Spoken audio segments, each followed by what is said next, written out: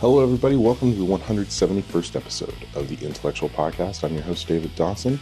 Thank you for joining us once again. This is our second episode of the New York leg of the Intellectual East Coast Tour, and it's with Terry Schreiber of the TSCHREIBER Studios here in New York City. TSCHREIBER Studio and Theater is one of the most respected acting classes and theaters here in New York. And I had the honor of getting to sit down with Terry himself. He's been running TSCHREIBER Studios for 48 years and has a long list of students who've come through his program that you absolutely will recognize. And we talked about a few of those in the course of the discussion. But it's a fantastic conversation with a man who has been a student and a teacher of performance art for a very long time, and it was just really cool to get to converse with him about the art and the business and kind of charging forward and believing in yourself and not second guessing yourself, just keeping at it. It's a very inspiring discussion, at least it was for me. So I hope you enjoy it. And if you're in New York City at some time, make sure you check out TSCHREIBER Studios. You can check them out on the web at tschreiber.org. That's TSCHREIBER.org. And yeah, it's been a wonderful 12 or 13 days here in New York City. And today I'm going to hop in a truck full of gear and head down to Philly for the next leg of my job that I'm doing back here on the East Coast. So I'm looking forward to doing that. And then going to spend a little bit of time in Indiana and visit some family that I haven't seen in years. So that's going to be really nice. And we'll be in Chicago at the end of the month, and got kind of a uniquely different interview lined up in Chicago. It's not the sort of thing we usually do on this podcast, but I'm super excited for it, and it might be the start of some branching out for the intellectual into some new categories of discussion, some new areas of things to talk about. So be on the lookout for that down the road. We're going to have some big announcements in October, things that are coming up with intellectual entertainment. Can't wait to share a bunch of that stuff with you. And until then, enjoy this interview with T. Schreiber on the 171st episode of the Intellectual Podcast. Talk hard and enjoy the mindgasm. The Intellectual Podcast starts now. Hey everybody, I'm sitting here with Terry Schreiber. And we're at your studios here in, is this Midtown? Sort of, the Chelsea area. The Chelsea area. I'm still trying to figure out my way around New York. I've been here twice before, but never for anything longer than about a day and a half. So I kind of know how to use the subway, but... It's a whole revitalized area of the city. Yeah, well... When we moved in here, it was just all gray. And now there's hotels all over the place and restaurants. When did you move into this building? I think around 96. 96? Yeah. It's a very interesting area, the way it's developed with restaurants. A lot of the West Village gay scene has moved up here, and thus the restaurants. Right? And it's just a really nice area of the city. That's cool. Very nice. Called Chelsea. Yeah, you're not very far away from Penn Station and Madison Square Gardens. Yeah. I believe Upright Citizens Brigade is nearby, and on 23rd Street. Just trying to give people an idea where we are. No, when we first moved in, this block was just gray. There was a pool hall at the end of the block on 6th Avenue, and then 2 hotels came in, and with restaurants, and this just started. Is that the Hilton that's across the street from you here? Yeah. And then I can't forget the one. The Holiday is up the street. Okay. But I think the real estate went from $16 per square foot to about $46 or more. Wow. Yeah. That's quite a jump. Yeah. So you are a director and an acting teacher, and is there anything in the multi-hyphenate that I'm missing? No, I was an actor for about 10 years. I came to New York in 1960, and I started teaching in 1969. I opened my own studio, so we're 48 years old here. Okay, yeah. It's actually longer than I've been around. So. It's an honor to get to talk to someone who's had a career that long in what we do. Now, we've held on. High water. We've held on. I'm only 16 years into my career, and I'm still struggling to keep my career afloat. So you just got to hang in there. Yeah. Where did you come from? I came from Minnesota, St. Paul, Minnesota. Okay, yeah. One of my dear friends is from that area. Oh, yes? Yeah. From Minneapolis or St. Paul? Yeah, he's from Minneapolis. That's a good city. That's a real progressive jumping city. St. Paul is kind of like Brigadoon. It's just a little bit of sleep. But it's a nice city, and it's a safe city. But Minneapolis is where the nightlife is. Growing up there, when did you start to get the wandering eye that you were going to go somewhere else? In college. Yeah. I knew pretty much in college because I was a big jock in high school. What sport did you play? Football, hockey, and baseball. Oh, so multi-hyphenated the sports too. Right. And I just started. I was out of school a year. I was going to radio school to be a radio announcer, probably a disc jockey. And I really wanted to go back to college. And because I jocked my way through high school, I didn't even know what a noun was when I graduated. And I couldn't get into college because my college aptitudes were too low. Mm-hmm. And then all of a sudden, my high school football coach came along with me. I was hitchhiking to work and said, "How's McAllister?" And I said, "I couldn't get in." And he said, "Why?" And I said, "Because my college aptitude was too low." And he said, "How about Hamlin?" I said, "No, same thing." And he said, "Do you want to go to college?" And I said, "I really want very badly now to go to college." And he said, "Would your parents object if you went to St. Thomas? And it's a Catholic college." Mm-hmm. And I said, "No, I grew up with the Dykes. The football coach was across the street from me." I said, "They wouldn't object at all." And 2 weeks later, I was in St. Thomas. And wow. I had, I don't mean to sound egotistical with this, but when I interviewed at McAllister, the man in charge of entry or whatever told me to go learn a trade. And it was my proudest moment to graduate from St. Thomas. And I wrote him a letter. I waited 4 years to write that letter. Mr. Scoggins was his name. And I wrote a letter saying, "The next time you give somebody this advice, I suggest you take into account their adaptability and their will, because I'm graduating from St. Thomas with an A- in my major, and I think we're higher scholastically than you are." Wow. Thank you. I had that must such have a felt pleasure really to good. write that letter. I never got a reply, but I had such pleasure to write that letter. Because you can't, I mean, if somebody's got a will, you'll do it. Yeah. You know, it's just like what you were saying at the beginning with where you are with your career. And you've got to just will it and hang in there. Yeah, my dad used to say, it doesn't matter if you fail trying to make the attempts. Yeah. So long as you just keep making the attempts. Yeah. He's like, you keep throwing stuff at the wall, eventually it's going to stick. Yeah. And it's a wonderful thing about playing football, because you get knocked on your butt and you better get up and knock back. You're going to spend the longest 60 minutes of your life. It's a wonderful lesson. I played soccer growing up, and I was on a competitive team that didn't win a game for 4 years. Oh. I was the goalkeeper. Oh, God. So I got pummeled every game. Well, had to get back up and keep playing. You got to get back up. But by the end of those 4 years, because I was on a team that struggled so hard, I was one of the best goalkeepers in the country because I was worked so hard. Yeah. You know, so like the struggle helps. Yeah. You know, and if you're the type of person who can keep pushing past that struggle, and I want in the end, you're better. You know, right? I think if something comes too easy to somebody, they don't appreciate the work that they've got to put into it. You know. Yeah. So after you graduated, did you immediately come to New York? Yes, I did.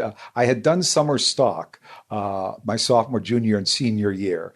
And I graduated, did a year of summer stock at the Paul Bunyan Playhouse in Bemidji, Minnesota. And then I came directly to New York. And what was that transition like? Oh, I wouldn't want to relive those first 2 years for anything in the world.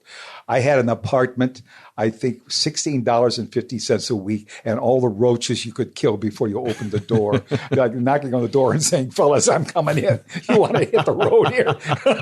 Right? They sit down for breakfast with you. And jobs. They give you the bowl of cereal. Right. So getting an apartment and getting settled and, trying to make rounds as an actor and study at the same time. Those first couple of years were really, really tough. Yeah. Did you ever feel like you were going to cave in on that or no? No. Always had the determination. I really wanted this. That's awesome. Yeah. What changed after 2 years? Well, I was getting work as an actor. And then there were long periods when I was not working, and I had studied a lot. And my wife at the time said to me, why don't you try teaching? Because she said, I was working for Gray Line as a tour guide. And that was kind of seasonal. It's good money because it was during World's Fair time. But then it would be an office job. And my wife also was very supportive at the time. She had a good job. And then there was unemployment. But I thought, that's a good idea. And I called around at a couple of places, and I started teaching at 2 different places. And after 1 year, I thought, wait a minute, I'm doing all this work, and I'm getting this fee for it, but why don't I just go on my own? So I took 12 students and started on my own in 1969. Nice. And then we built it. Nice. We bounced around. I started at Paul Curtis's American Mime Theater, renting space on 3rd Avenue. And then all of a sudden, Milton Katselas, who was a wonderful director, he's passed away, he needed somebody to move into his space with him. So I moved up to East 81st Street. And we were there a couple of years and then took over a summer theater. As an instructor, did you ever, certainly when you started instructing, because it sounds like that wasn't something you intended to do, did you find yourself struggling with whether or not you had anything to teach? Because I've got some friends who are teaching acting in San Diego, and they're very talented actors, but they've got this kind of hang up that like, no, I don't know that I really have anything to offer these people. I feel like a fraud. Yeah. And I think a lot of us in the creative world feel like a fraud normally anyway, just we're all insecure. But did you ever have that kind of feeling or? No, this sounds very egotistical, but I had confidence. I had done a lot of work, a lot of study with Michael Howard. I was with him for 4 years. I studied with Uta Hagen. I studied with Michael Kahn. And I picked up a lot of exercises, even going back to, I think, a book called Joy. There was a wonderful bunch of Eslan kind of exercises in it that are great opening up kind of exercises and touchy-feely exercises, but getting into your body and sensory awareness. And I really had absorbed Michael's work. I was with him for 4 years. And Michael's kind of a cross between Strasberg and Meisner. And I started teaching with a very small class. We started doing productions right away. And in a college, I had directed. And, I thought I'd never be able to live not being an actor. And all of a sudden, our first year, I did a production of The Crucible. And from there on in, I thought, I am more fulfilled by this than I've ever been as an actor. And I did some very good roles, some really meaty roles. Yeah. But I said, it's much more fulfilling working on the whole than it is working on the part. Yeah. I direct film, and I feel the same way, though. It's like, I love that as a director. Like I'm looking at the whole picture, the vision of the entire production, not just one particular character's motivation, but all 20 characters' motivations. And how does the set affect that motivation? And how do we use the camera to effectively portray that motivation? And like, I feel like it's acting, but it's like hyper enhanced. Yes, it is. And it's and your concept of the script and communicating that and casting, which I think is 85% of doing a play is casting. And if you're wrong, replace it because you're wrong. It's an awful painful thing, but that's why you've got to really be prepared with the script going into the casting. But I never consciously made a decision not to act again. It's just that we did the first year, and then I was able to take over a theater in Vermont. So we went up there in the summer for 2 years. So it was just a steady stream of 3-4 plays at the studio, and then a season of 5 plays up in Vermont. So it was just a momentum that started and I think it was 3 years before I took any time off. And what did I do? I took a bunch of plays with me to read for the coming season. Well, I think when you're passionate about something, it's real easy to just get lost in it. And, What was funny about everything that makes you happy is related to that passion anyway. Yeah. What was funny about that vacation is we picked a place down at a little tidal island called Bequia, which is way down in the Grenadines, kind of near St. Vincent. And we got there, and my wife said, no shop talk for 2 weeks. And the owners of the place were the former casting woman for Laurence Olivier's national company and a West End producer that she was married to. They were the owners. So what did we talk about every night at dinner? And my wife said, I don't believe this. We're way down here in this tiny island. And we end up with the casting director for the National Theater and a West End producer. Oh, that's hilarious. It was really funny. There's no getting away from it. Oh man! So, as your acting classes built and your productions built, how big did you see things becoming? How quickly did it grow from just a small little company to? Well, it grew pretty well. I mean, I think the first season we did 1 or 2 plays, and it just ultimately grew into a 5-play season, and we expanded. We needed more space than I could have on 81st Street. And we had another move down to 3rd Avenue and 26th Street. And we were there for about 8 years. And that's when everything happened for us. I did a new play called The Trip Back Down by John Bishop. And the Times came, and Walter Kerr gave us a tremendous review. And the phone started ringing off the hook with Broadway producers. And I was my own box office. So I would answer, good morning, it's TSCHREIBER Studio. And I heard this voice say, I would like to speak to Mr. Schreiber. And I said, speaking. And he said, Mr. Schreiber, this is Otto Preminger you're calling. I just threw the phone up in the air. It was incredible. But everybody was coming after the show for Broadway, and Phil Rose finally took it, and we did it, The Trip Back Down. That's fantastic. And that kind of really opened doors. And we steadily built. I started adding some teachers and some body work and vocal work, and built it into something that I really wanted it to be, that covers all the bases. Mm-hmm. And the productions helped a lot with getting students. And then as we grew, a couple of people like Ed Norton really made it big. And that's been a wonderful advertisement for us. Well, I was going to ask about that. When you've got students coming in, I mean, I obviously I saw the photos of Ed Norton in the hallway. Yeah. Somebody like that, how quickly do you recognize kind of the breakouts? Like with him, it was incredible. He came in. He was studying with the late Gloria Maddox, who used to teach for me, and he was just starting to study with me. And we were doing a play by Brian Friel, Lovers, and I was getting ready to go to Japan to direct something. And I said to the director, "You got callbacks coming up. I'm not going to be here, but I really suggest you see this guy." And I left. And I came back and I said, "Who'd you cast?" And he said, "Well, I cast Ed Norton." And I took one look in a run through at Ed, and I called my agent and I said, "Michael, you got to see this guy." And Michael got in touch with him and signed him. And that was when they were doing, what's the movie with Richard Gere? I got a bunch of movies running through my head. Anyhow, they were about to shelve the movie. And Michael called Shirley Rich, the casting director in New York for 20th Century. I think it was 20th Century. And he said, "I've got a guy here that I think you should see." And she said, "All right, we'll fly him out." And so Ed, I think, was 24, 25. And they flew him out, put him up at the Sherry Netherlands. And he said, I thought it was going to be like an audition. I go into a room or something like that. And he said, I walk into an airplane hangar.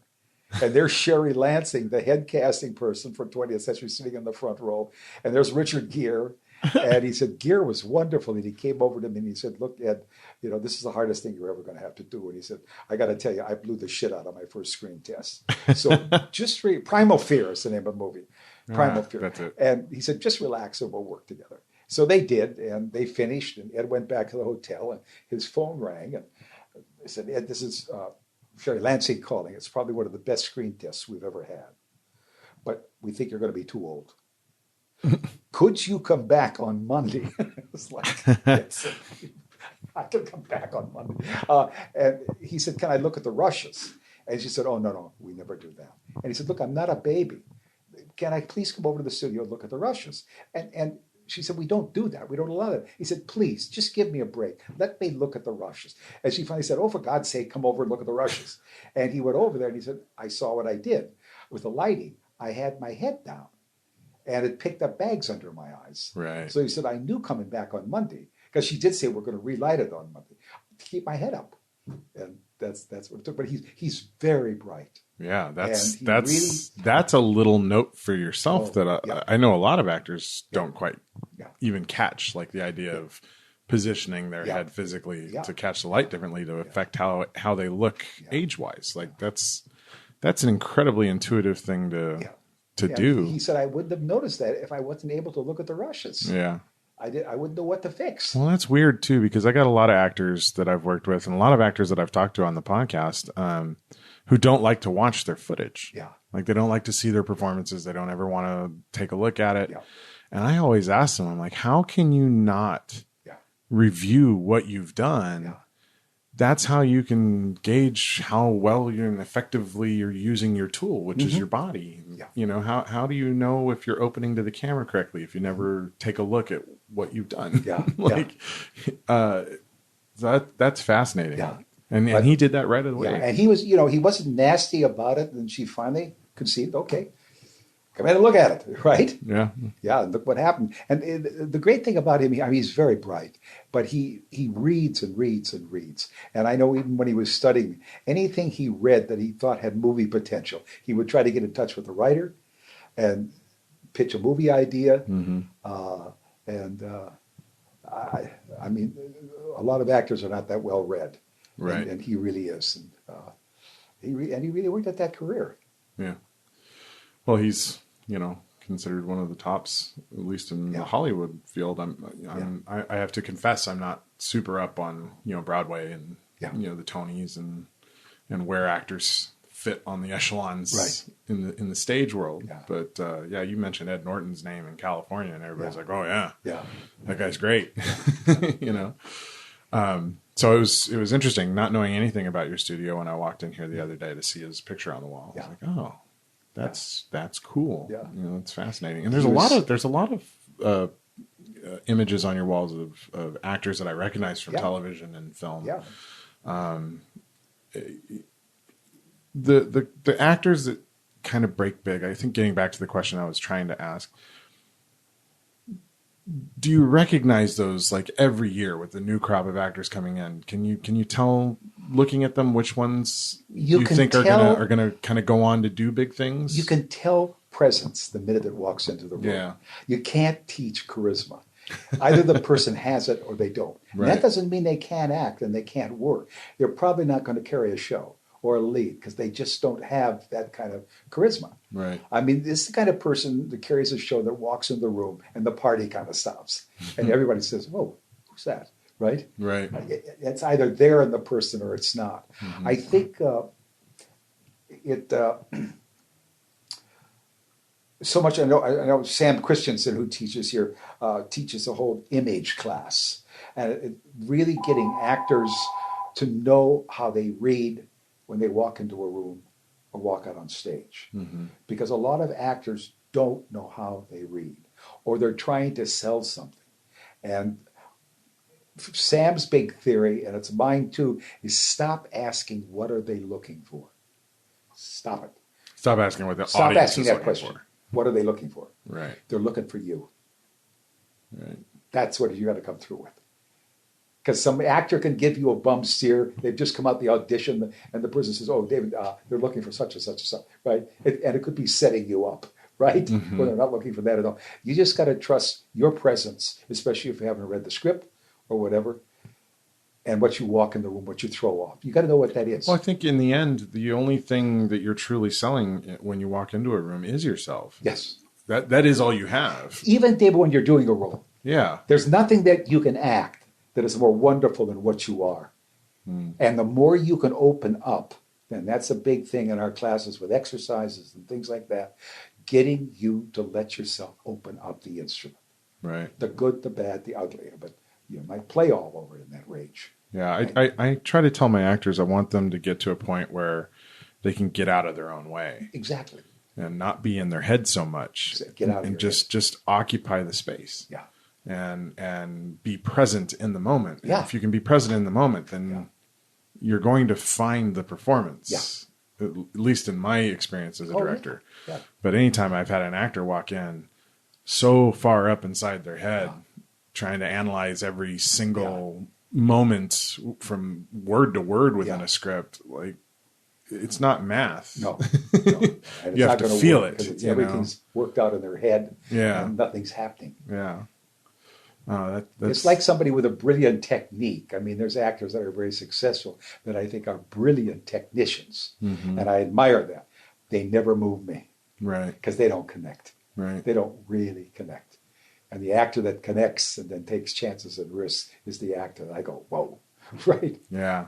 I refer to it as actors with a bag of tricks. Yeah. Like there are some actors who are very popular and have, careers that I could only dream to have.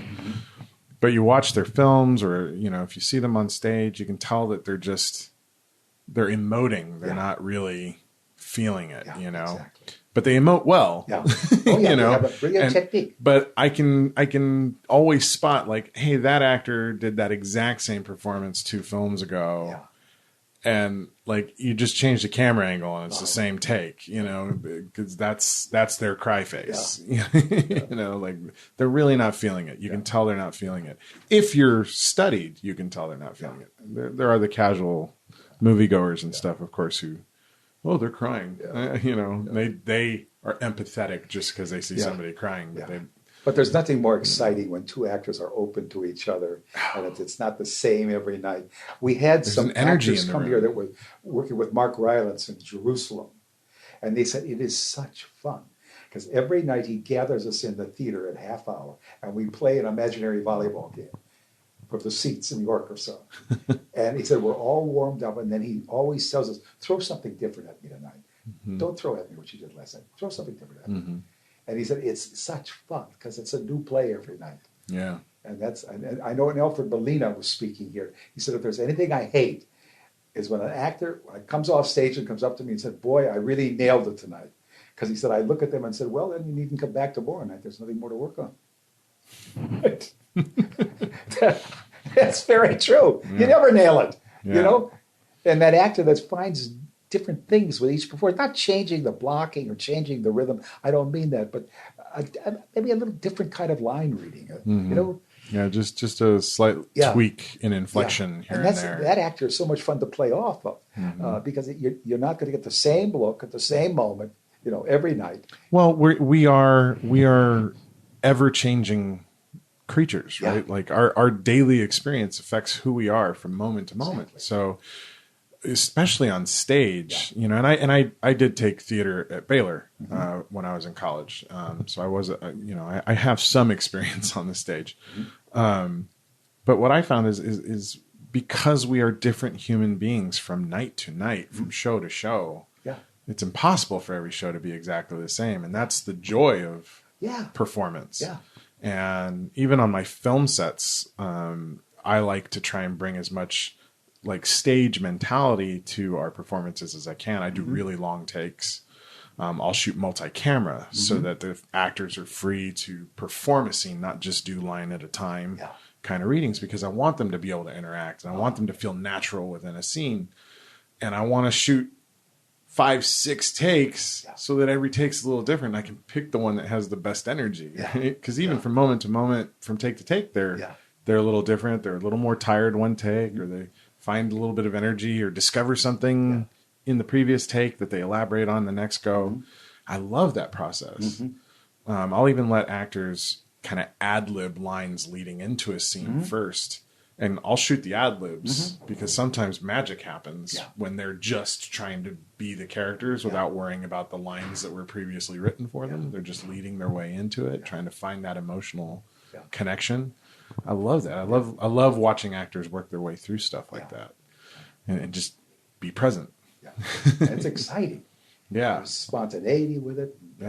It's wonderful. I love working with actors. And I've done a little bit of acting this year just because I think as a director, for me on film, it helps me direct better to occasionally get on the other side of the camera and remind myself what it's like to hurry up and wait all the time on a film set. Film acting is very different from stage acting. And the validation too, we're trying to teach here with all the actors, the validation of yourself, which is really important. I always use an example that Maggie Gyllenhaal talked about when she was doing The Secretary. And she said, I was kind of new on the scene, but she said, I will never, ever be able to replay James Spader. Because the first time we got to one of the kinky scenes, he said to the director, look, everybody off the set, except you and me and Maggie, until we get comfortable with this. We'll save you time. We'll save you takes. Let us get comfortable. And then you can bring the rest of the crew in. And she said, I could have hugged him. And she said, we did. And Maggie is so ingenuous in that movie that she makes that movie work and not just be a porn flick. Right. But she said, I was so grateful to them. And I learned such a lesson. Because the director was very willing to do that. And I say to actors here sometimes, if you just go to the director and say, I'm not resisting doing this. This is very hard for me to do. The character's very relaxed with it. I'm not. Yeah. Give me a chance here without everybody sitting around to get comfortable. I think it's important for an actor to have that kind of comfort level with their director. That, we're in this together. And if an actor's struggling for some reason, they should have that ability to go talk to their director and say, this is what I need. To be able to achieve what we're trying to do together. And sometimes it can be lines. Oh, God, I don't want to say that. I really don't want to say those words. I'm going to have to find in myself permission because the character is very free with that. So, what work do I do to find that when these words just stick in my mouth, whether they're racial words or whatever they are? But I need some time with that. I can't just give it to you right away. But I'm not fighting you. I'm not saying rewrite it, or I won't say that. I'm not being defensive at all. But I just I actually had an actress last year who was doing stuff with me. She had a concern about portraying a particular role in a thing that we were doing because she was worried that as a feminist, it wasn't portraying how we look at women in the right light. And, we had a long discussion about it. And, I told her, well, if the context of the whole scene is taken into account, the character that belittles your character for looking a certain way is a complete and total scumbag. And everybody watching the scene understands that. So really the commentary isn't that he's making a comment about a woman not looking the way she should. It's that he's a despicable human being for making the comment that a woman, looks the way she does. I think, you have to maybe try and wrap your head around that or so play your response. So we worked around that a bit and in the end we found a way to kind of play it a little differently from how it was written without completely changing the scene to allow her the ability to feel comfortable in the part. Sometimes I said, it took some work. Say the word like you hate it. Edward Albee played Death of Bessie Smith. They use the word nigger a lot, and there's a look really, I don't want. I said, say it like you hate it. It'll come out exactly right. I had the same thing with Virginia Woolf with a Martha. They said, I hate that word prick. Do I have? And I said, yes, you have to say it. Say it. Say it with the disdain that you have for George, you prick. Yeah. And the minute she did it, I said, say it just like that you hate the word. Yeah. What a great play that is. Yeah. I think it's one of the great plays of the 20th century. Yeah, I just got to watch it in San Diego a few months ago. It was wonderful. And it's about two people that save a marriage. Yeah. I mean, the other two people are destroyed, but they saved their marriage. I'm not sure Nick doesn't deserve to be destroyed, but I had played Nick once. Yeah. So it's a great play. That must have been a fun play, though. And Edward's a wordsmith, and please use his words. Oh, yeah. He said an interesting thing when he spoke here. He said, if actors would pay attention to my punctuation, we could cut 2 hours out of every rehearsal. And he's right. Yeah. I mean, it's amazing sometimes you say, there's an ellipsis there. You can't blow through it. Right. That ellipsis is there for a purpose. And if you take the punctuation, especially because I've directed all, it'll take you exactly to the rhythm. If you ignore it, you're making more work for yourself. Yeah, and there's definitely a rhythm to that play. A lot of plays. There's a real rhythm to the way that the language needs to. Yeah, and I hate that. I'm a big stickler. I want the line word for word. You're the actor. This is the writer. I'm the director. We're here to make the play work. And you're not a playwright. Please. I love actors to get off book as fast as possible because then we can really work. Right. I was amazed talking to an actress. I just saw her, Judith Light. Oh yeah. And she was saying, I always come to the first rehearsal off book. I don't set the lines, but I've got to be off book, or I don't know what I'm working on. She's doing a one-woman show now downtown. I just saw it last Saturday. Oh, yeah? Yeah. And I just agree with that so much because you can really move in rehearsal because if you don't know what you're going to say next or what I can't direct anything. There's a train wreck. Right. If you don't know where you are in the script. Right. So how can I start directing, right? Yeah, yeah. If you have to keep looking at your book and pull yourself out of character, what am I directing? I can't direct anything. So I don't agree that... it's the old actor studio thing. I'll learn the lines in rehearsal because I got to feel it. The lines will take you to that. Mm-hmm. You'll find out what you got to feel. You find out what you're going to have to work on. Right. Right. Right. I don't want just the lines either. I want an inner life behind it. But the faster you get off those words and make them part of you and not your own substitute with words. God, that annoys me. And I think it came out of soap opera and things like that, where everybody started adding, to ease into the line. Well, yeah, like soap opera actors, they have to learn their lines really, really fast. I had a woman here that got 50 new pages on Tuesday night to shoot Wednesday. Yeah. She was up all night. Yeah. 50 new pages. Yeah, up all night learning lines and then having to be awake and functional on set, all day long. It's soap opera actors are really, they get put through the ringer. Oh, they do. I don't think people appreciate the work that soap opera actors do as much as they should, because in a lot of ways it's the closest thing to stage acting in film production, because they're doing 50 pages a day every day. Yeah. They've got to just learn those lines, step on stage, do it one time. A lot of times they only do one take. Yeah, and that is the closest thing to stage. I did a couple of television things as an actor. It's intense. One take. We're not doing another take. Yeah, it's really intense. And I feel bad when I hand 5 pages off to an actor. I'm like, hey, you got an hour to learn these, but that's the deal. It's a good discipline because they're going to get hit with that. Yeah. Or adjustments. I had 2 actors, and they both. What's his name? Peter. He's married to Maggie Gyllenhaal. Not Primal Fear. Dead Man Walking. Peter Sarsgaard. Anyhow, it was one of Peter's first big auditions, and there's Sean Penn, and there's Tim Robbins, the director. And he said, okay, Peter, you're going to do an improv here with Sean, and I want you to start out, you're a college kid, I want you to start out as a real wise ass, I want you to lose it halfway through, and I want you to be a puddle on the floor by the end of it. Do you want to go out and think about it? And Peter said, no, I just want to do it.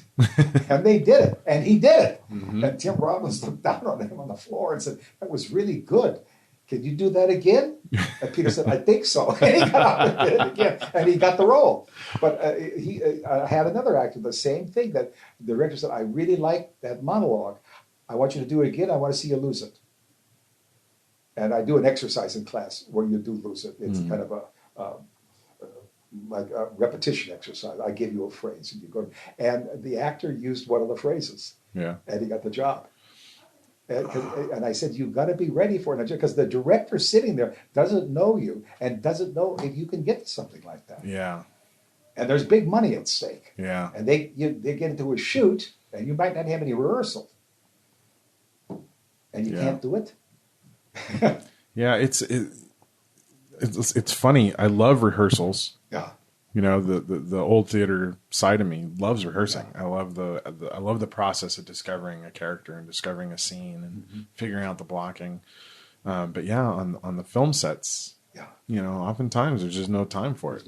Usually with television, it's like, this is your space. We got 10 minutes to figure out where you're going to walk, and then we're going to go. Yeah. You know, because comedy is usually the only thing that gets a rehearsal in television. Yeah. Because drama usually doesn't. And I try to get that prepared for that. You're going to have to just jump in and do it. Mm-hmm. That's why I wish all of you someday, as an understudy, can get thrown on the stage. It's the best training. I remember being thrown on like that, and you just got to do it. Yeah. You know the lines, but the stage manager walks you through it in the morning, and you're on in the afternoon. That's it. Yeah. I'm always impressed when understudies take the stage. But it's a great experience, because you just got to do it. Yeah. I think I did a little bit of reading about you while I was on the train coming up. You directed a play once upon a time, nominated for a Tony. What was it? Were you nominated for a Tony? K2 was nominated. I wasn't nominated. Okay. Ming Cho Lee got a Tony for best set. Oh, okay. There's two guys on top of the mountain, K2. How do you do a set for that? Ming did an incredible set, an incredible mountain. It was breathtaking when the curtain opened up and the smoke, and the two guys are way up on top of K2, the mountain. Yeah. Wow. And the first line is, how the fuck do we get down? That's the first line of the play. You know, and one of them has fallen. It's got a broken leg. Yeah. So, and I had... the producer rented the theater, and I said, I've got to have the set up the first day of rehearsal, because there's 3 climbs where the guy goes after a rope and picking up some other ice screws. And I said, I've got to have the set to work on, because he's got to work with the crampons, he's got to work with the climb. He came out of it with forearms and calf muscles that were unbelievable, and he falls at one point, and that is really hard to do. It was completely safe. Yeah. But I know my guy that taught the climbing said, Terry, it's the most terrifying moment in the world. Yeah. When all of a sudden you're out there in space and you're falling. Yeah. And you just trust that person that's repelling you. You just hope to God that they got your back. He'd be way up in the top grid of the theater and fall from there. Wow. And it was incredible. It was very funny too, because there's an avalanche in it. And the stage manager came out and said, Terry, now we got the avalanche coming up. And when I call it, it's a go. You can't say, stop it, Arlene, let's rerun it, because it's on. And we got to clean up afterwards. So give me notes, but don't yell out, stop. Don't yell out. We got to take it again. It was a very funny note. Oh, that's hilarious. What was the biggest production that you put on? I would say K2 because of the technical demands. Yeah. Yeah. Devour the Snow. I seemed to end up for a couple of years of my life with snow plays. Disaster. This was about the Donner Pass people. They got stuck up there in the Donner Pass. And ate each other. Why it went to Broadway, I will never know, because it was about the survivors eating the people that didn't survive. Uh-huh. So why it was on Broadway, we lasted 3 nights. I will never know why Manny Eisenberg took that to Broadway. Well, and then Trip Back Down was the first big one. That was, we all went from off Broadway to Broadway, and that was really a thrill. That's John Cullum played the lead. Nice. That was good. And solving even problems here in the little theater. We just did Harper Reagan that we got some awards for, but I went to my designer and said, how are we going to do this play? There's 11 scenes, and I don't want to stop. It's got to flow. Right. And I hate blackouts. So I want to just move from one scene to another, and it jumps around. You're on a footbridge, you're in the house, you're here, you're there. And he came up with an idea with 16 blocks, and the cast moved the blocks and built the set each time. The audience loved it, and it flew. Yeah. It really flew. Yeah. And I like things like that, and the audience is in on it. That's why I hate blackouts. Who are you fooling? Audiences enjoy behind the scenes stuff. Yeah. We did Noises Off when I was in high school. Oh, that's a tough one. Oh. Yeah, and we had a tiny ass little stage. Like our high school theater was in the round, and basically they gutted 4 regular classrooms and then created this low ceilinged stage area. Right. In the round. It seated about 60 or 70 people, and one corner was kind of the backstage area. So it was a little drape, and you went out that door to go to a different classroom for dressing room and whatever. Our teacher decided to do Noises Off, a 2-story Yes, I know, and you have to. stage play, That's right? why we've There's never no done way it. to do it around it. You only have 10 feet of height. Yeah, well, that's all we had. Yeah, you got to. That's all we had was 10 feet of height. But we did the second story at like, two steps up, and it was real short, but it gave the audience enough idea that, it was a multi-level place. But we had to turn the whole set in front of everybody because there was no drape to cover the theater and the round, And so I was in charge of the whole tech crew that handled the props and the stage and everything. And we did the whole turn in front of the audience. There was just no way around it. And every night it was 2 turns. They took about 10 minutes apiece, and the audience was told they were allowed to stay or they were allowed to go. Yeah. They stuck around every night, both times, all the way through. And we got curtain call. Like the tech crew got a curtain call every night because the audience the first night demanded it. They applauded and were calling out for the technicians. And so we got to come out and take a bow too. Why try to fool them with a blackout? Right. They hear all the bumping and moving around. Just show it. They're all struggling to see it in the dark anyway. They're trying to figure out who's moving stuff around. Is it an actor moving it, or is it a crew member? And the question you asked me, I'd done some plays in Japan, and I was doing Streetcar Named Desire, and it was our final dress rehearsal, and I wanted the rape scene to be on the table, where Stanley just picks her up, puts her on the table, lifts her dress up, and we had a whole thing of tearaway panties, and we hit it with a light, because I think it's a savage rape. Mm-hmm. It's not a love rape at all. Right. And all of a sudden, I see that they didn't remove the birthday cake. And he picks her up and he's heading for the table, and I'm up out of my chair starting to run down the aisle, and he lifted her dress up and he sat her right down in the birthday cake. And she was covered in chocolate, and he had lifted her dress up. And I finally got it stopped. And I speak very little Japanese, but I was saying, no keiki, no keiki. And everybody was laughing. I mean, she had to go take an entire shower. I mean, but it was like one of those things that I was just 2 seconds too late in seeing what was going to happen, that they hadn't removed the cake. Oh, that's hilarious. How did you end up directing stuff K2. In Japan? They brought me over to do K2. K2 there. The 2 Japanese actors, one of them had climbed Fuji to get ready for it. Nice. They're very, I only worked with one difficult, I did 4 or 5 shows there, and I only with one difficult actor in Bend who was very miscast. That actor right here, God, he was a good actor. Yoshi Yakusho. God, he was a good actor. Yeah. And Marty came over, the playwright. He said, outside Ian McKellen, that's the best I've ever seen that role done. Wow. Yeah.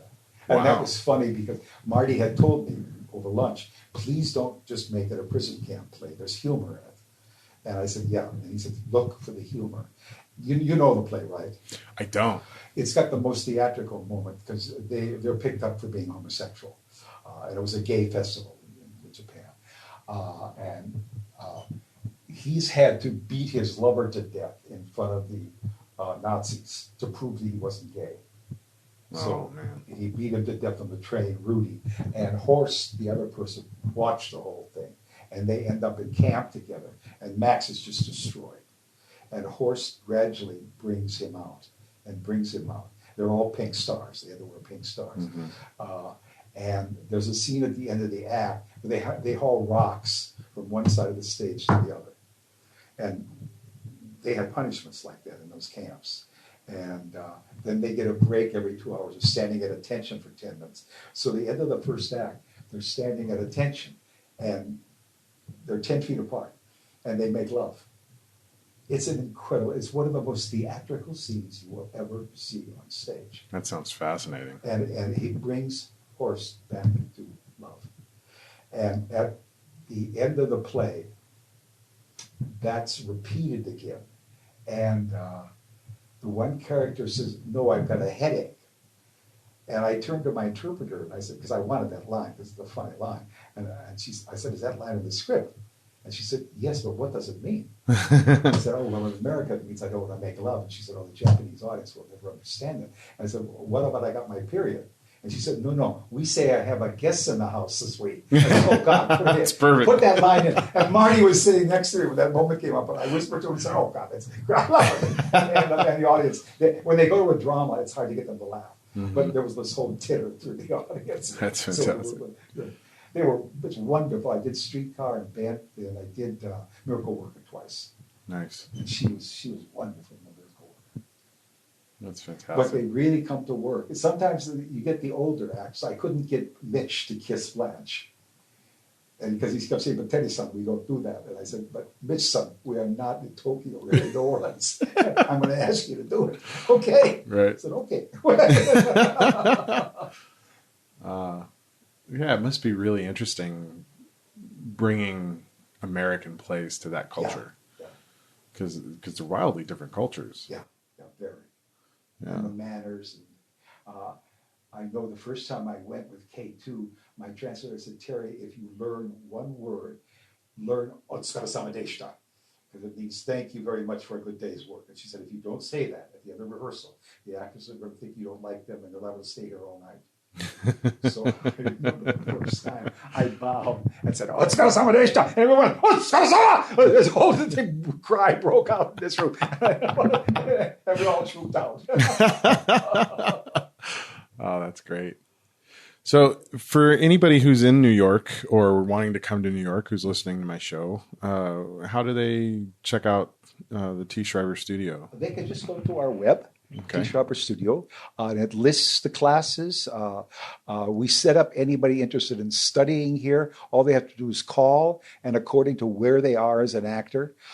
Sometimes we do a general talk. We've kind of gotten away from those. So now we break it more down individual. Like if somebody's just beginning, there's the teachers here that just teach the beginning classes. Mm-hmm.